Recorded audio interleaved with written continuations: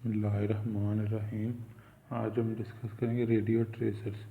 Radio tracer small amount radio active tracer small amount होती है radioactive isotope की, जिसे हम ऐड करते हैं केमिकल, बायोलॉजिकल और फिजिकल सिस्टम में टू स्टडी द सिस्टम को पढ़ने के लिए।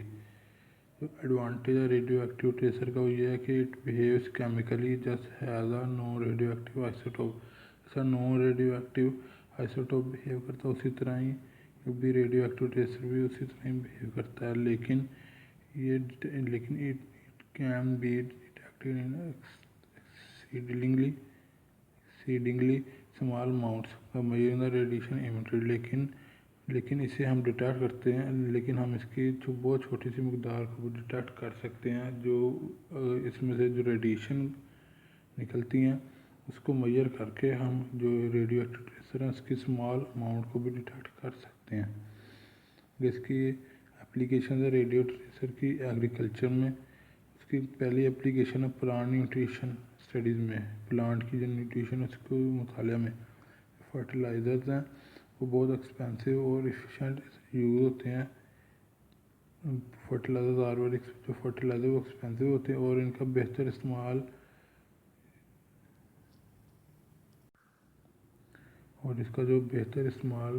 यह है कि इसकी बहुत ज़्यादा अहमियत है। प्रोडक्शन कॉस्ट एग्रीकल्चर क्रॉप्स की एग्रीकल्चर का जो प्रोडक्शन कॉस्ट है उसको कम करने में जो फर्टिलाइज़र बहुत अहम किरदार अदा करते हैं। ये असेंशियल हैं कि बहुत ज़्यादा अमाउंट फर्टिलाइज़र की इस्तेमाल होती है। इट इज़ असेंशियल, ज़रूरी है कि जो बहुत ज़्यादा अमाउंट है फर्टिलाइज़र की वो इस्तेमाल होती है कल्टीवेशन के दौरान, और जो मिनिमम अमाउंट है वो लॉस्ट होती है। जो रेडियो आइसोटोप्स हैं वो बहुत अहम किरदार अदा करते हैं इन एस्टिमेटिंग अमाउंट ऑफ फॉस्फोरस के अमाउंट को एस्टिमेट करने के लिए, और नाइट्रोजन की जो सॉइल में अवेलेबल होती है।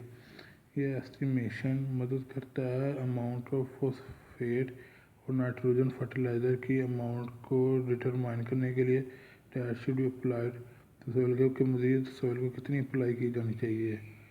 The crop requires nutrient element for growth and development. जो क्रॉप है उसको न्यूट्रिएंट एलिमेंट्स की ज़रूरत होती है ग्रोथ के लिए और डेवलपमेंट के लिए, और ये रिक्वायरमेंट है कैन बी सब्स्टिट्यूटेड, इसको पूरा किया जा सकता है रेडियो आइसोटोप्स के साथ उसी एलिमेंट के।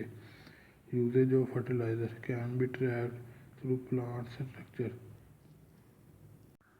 फर्टिलाइज़र का इस्तेमाल उसको प्लांट के स्ट्रक्चर से देखा जा सकता है, और इसके ज़रिए जो किसान उसको बेहतर तरीके से गाइड किया जा सकता है, क्योंकि कितनी जो फर्टिलाइज़र है वो चाहिए होती है एक प्लांट को, और and how much is lost to the environment, और कितनी एनवायरनमेंट में लॉस्ट हो जाएगी। Fertilizers labelled with radioactive isotope. जो फर्टिलाइज़र लेबल्ड होती है रेडियो एक्टिव आइसोटोप से, जैसा कि phosphorus 32 nitrogen 15 have been use. ये दोनों इस्तेमाल होती हैं मुताला करने के लिए अपटेक का, रिटेंशन का और यूटिलाइजेशन ऑफ फर्टिलाइज़र। इन तीनों के मुताले में इन फॉस्फोरस 32 नाइट्रोजन 15 इस्तेमाल होती है। फॉस्फोरस 32 इस्तेमाल होती है प्लांट साइंसिस में ट्रैक करने के लिए जो फर्टिलाइज़र की इनटेक है फ्रॉम द रूट से।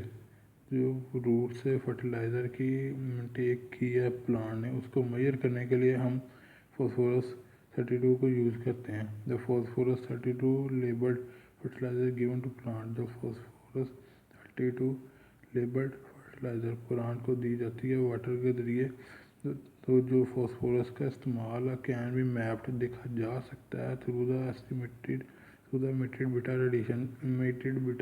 रेडिएशन। जो बीटा रेडिएशन इससे इमिट होती है उसकी मदद से इसका जो इस्तेमाल है फॉस्फोरस का वो देखा जा सकता है। With the help of the information gathered from mapping the fertiliser intake. जो इंफॉर्मेशन हासिल होती है जो मैपिंग से फर्टिलाइज़र की इनटेक की मैपिंग से जो इंफॉर्मेशन हासिल होती है उससे ये आसान हो जाता है समझना कि प्लांट कितनी फर्टिलाइज़र लेगा, और use phosphorus from the fertiliser कि प्लांट कितनी इस्तेमाल करेगा और कितनी फॉस्फोरस इस्तेमाल करेगा फर्टिलाइज़र से। तो हम जो फॉस्फोरस 32 इज़ क्वाइट हार्मफुल, ये बहुत ख़तरनाक होती है, इस वजह से इसको एहतियात के साथ इस्तेमाल करना चाहिए। उसके बाद नाइट्रोजन 15, ये रेयर स्टेबल आइसोटोप है नाइट्रोजन के, कभी कभार स्टेबल होता है कि कभी कभार स्टेबल होने वाला आइसोटोप है नाइट्रोजन का। इन एग्रीकल्चर बोटानिस्ट यूज, जो बोटानिस्ट है वो इस्तेमाल करते हैं N15 को ट्रैक द मूवमेंट को देखने के, मूवमेंट को जांचने के लिए, और फर्टिलाइज़र की एब्जॉर्प्शन को जांचने के लिए, जो प्लांट एब्जॉर्प्शन करता है। जब आइसोटोप मिक्स होता है into the fertiliser and monitor, जब आइसोटोप फर्टिलाइज़र के साथ मिक्स होता है और उसको मोनीटर्स की को देखा जाता है, तो हम इस काबिल हो जाते हैं कि हम समझ सकें कि जो फर्टिलाइज़र है वो कितनी मौसर है प्लांट की ग्रोथ के लिए। With the ability to track the usages of nitrogen in plants, इस सलाहियत के साथ कि जब नाइट्रोजन का कितना इस्तेमाल हुआ प्लांट में, in order to be given the proper level of fertilizer, जो प्रॉपर लेवल है मुनासिब है फर्टिलाइज़र उसको देने के, मुनासिब फर्टिलाइज़र देने के लिए हम जो नाइट्रोजन कितनी यूज़ हुई है प्लांट को उसकी मदद से हम कह सकते हैं। The risk of pollution being added to ground water from excess nitrogen is decrease, जो पोल्यूशन का रिस्क है वो बढ़ जाता है ग्राउंड वाटर में, from excess nitrogen is decrease, जब एक्सेस बहुत ज़्यादा नाइट्रोजन कम हो जाती है। सेकंड इसकी एप्लीकेशन है हाई प्रोडक्शन, चूँकि जो एसिड का इस्तेमाल है वो इस बात की सलाहियत पैदा कर देता है कि जो amount of fertilizer plant use करता है उसको हम जान सकें। This also allows farmer to provide the plant with the right amount of nutrient, इसकी मदद से जो फार्मर है वो प्लांट को जो सही अमाउंट है न्यूट्रिएंट की वो देने में कामयाब हो जाते हैं, और प्रमोटिंग मैक्सिमम प्रोडक्शन, और बहुत ज़्यादा प्रोडक्शन बढ़ाते हैं। This increases the production quality of the produces, इसकी मदद से जो प्रोडक्शन बढ़ जाती है और जो क्वालिटी है वो भी इंक्रीज कर जाती है। थर्ड है एप्लीकेशन जेनेटिक डाइवर्सिटी, जीन्स के हवाले से किस तरह इसमें वसत आती है। Exposure of radiation on seed bud and tissue are used to improve the genetic constitution of plants, जो रेडिएशन है जब वो रेडिएशन हम सीड पर, बर्ड पर और टिश्यू पर जब गिराते हैं तो उसकी मदद से जेनेटिक कॉन्स्टिट्यूशन ऑफ जो जेनेटिक जीन्स है प्लांट की उसमें बेहतरी आती है। जब नई वैरायटीज क्रॉप्स की क्रिएट हो जाती हैं, they become more resistant to pest, तो ये ज़्यादा क़ुव्वत मुदाफ़त रखती हैं पेस्ट यानी हशरात से, and more adaptable to harsh climate condition, और ज़्यादा सख्त क्लाइमेट कंडीशन में भी ये रहने के काबिल होते हैं। Radiation creates mutation plant breeding producing new genetic lines, जो रेडिएशन है वो क्रिएट्स करती है म्यूटेशन प्लांट ब्रीडिंग में, इसकी वजह से जो नए जेनेटिक प्लांट्स वो क्रिएट हो जाते हैं। उसके बाद है crop improvement, genetic variation of useful traits, जो यूज़फुल ट्रेड्स के में जो जेनेटिक वेरिएशन आती है वो बहुत अहम होती है जो किसी भी प्लांट के इम्प्रूवमेंट के लिए। Different types of radiation can be use to induce mutation, जो डिफरेंट टाइप्स की रेडिएशन वो इस्तेमाल की जा सकती है म्यूटेशन क्रिएट करने के लिए, to develop desired mutants lines that are resistant to disease, जो अपनी ख्वाहिश के जिस तरह के हम तैयार करना चाहते हैं म्यूटेंट्स उसको तैयार करने के लिए जो डिजीज रेसिस्टेंट हों, हायर क्वालिटी वाले हों, अलाउ ईजियर रैपनिंग आसानी से पक जाने वाले हों, एंड प्रोड्यूस हायर यील्ड और ज़्यादा पैदावार करने वाले हों। X-rays, gamma and neutron radiation और एम्प्लॉयड आयोनाइजिंग रेडिएशन, जो एक्स-रेज है, gamma rays and neutron radiation उसको हम इस्तेमाल करते हैं आयोनाइजिंग रेडिएशन के तौर पर। This technique of utilizing radiation offers the possibility of inducing desired character, तो ये जो टेक्निक है रेडिएशन को इस्तेमाल करने की, इसकी वजह से जो हम डिज़ायर्ड करैक्टर वाला प्लांट चाहते हैं वो मुमकिन हो जाता है। That either can not be found in nature, जो कुदरत में ना पाया जाता हो। A proper selection of mutant varieties can lead to improved quality and productivity, जो प्रॉपर सिलेक्शन है म्यूटेंट वैरायटीज़ की, मुख्तलिफ वैरायटीज़ की ताल्लुक से है, उससे ज़्यादा है कि इम्प्रूव क्वालिटी बेहतर हो जाती है और प्रोडक्टिविटी पैदावार ज़्यादा होती है। इससे पेस्ट मैनेजमेंट, इसकी 5th एप्लीकेशन है इंसेक्ट पेस्ट मैनेजमेंट। इसमें यह है कि जो insect pest are responsible for significant reduction in production of agricultural crops. जो इंसेक्ट्स हैं उसके वो इस बात के ज़िम्मेदार होते हैं कि जो एक कामयाब प्रोडक्शन है एग्रीकल्चर क्रॉप्स की वो कम हो जाती है सारा साल। They not only reduce crop, ये ना सिर्फ क्रॉप की पैदावार को कम करते हैं बल्कि जो डिजीज़ हैं वो भी कल्टीवेटेड क्रॉप्स में पैदा करते हैं। रेडियो लेबल पेस्टिसाइड्स हैं इस्तेमाल करते हैं to monitor the persistence of their residues in food item, के इनकी जो फूड आइटम्स में मौजूदगी है उसको मोनीटर करने के लिए सॉइल में, ग्राउंड वाटर में और एनवायरनमेंट में। These studies have helped to trace, ये स्टडी ट्रेस करने में मदद देती है और side effect of pesticide and insecticide और उसकी जो साइड इफ़ेक्ट्स हैं उसको कम करने में मदद देती है। The continuous use of pesticides have an active impact on environment, जो पेस्टिसाइड्स का मुसलसल इस्तेमाल एनवायरनमेंट पर मनफी असरार करता है और इसकी नतीजा ये निकलता है कि जो development of resistant against pesticide in money insect species, जो कई इंसेक्ट स्पीशीज़ हैं वो पेस्टिसाइड के अगेंस्ट रेजिस्टेंस अपने अंदर डेवलप कर लेती हैं। मोर मज़ीद जो पेस्टिसाइड्स हैं ना सिर्फ किल टारगेट स्पीशीज, ना सिर्फ टारगेट स्पीशी को किल करते हैं बल्कि जो बेनिफिशियल इंसेक्ट्स हैं उनको भी किल कर देते हैं। Responsible for maintaining natural ecological balance in crop field, जिम्मेदार होते हैं नेचुरल इकोलॉजिकल, ऐसे ना सिर्फ ये जो पेस्टिसाइड्स हैं ना सिर्फ ये टारगेट स्पीशी को किल करते हैं बल्कि ऐसे इंसेक्ट्स को भी किल कर देते हैं जो नेचुरल इकोलॉजिकल बैलेंस के लिए बहुत अहम होते हैं इन क्रॉप फील्ड में। Ionising radiation can be use in steroid insecting technique, जो आयोनाइजिंग रेडिएशन और स्टीरॉयड इंसेक्ट टेक्निक में यूज़ हो सकती है।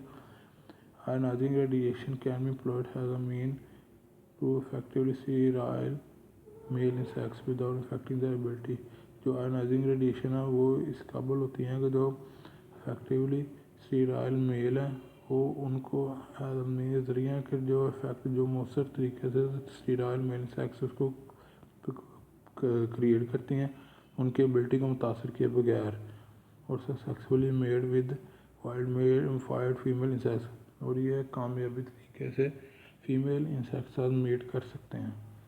इस टेक्निक में शामिल है दिस टेक्निक इन्वॉल्व्स, इस टेक्निक में शामिल है कि जो large number of sterile male insect वो रिलीज होते हैं टू द टारगेट स्पीशी के फील्ड क्रॉप में।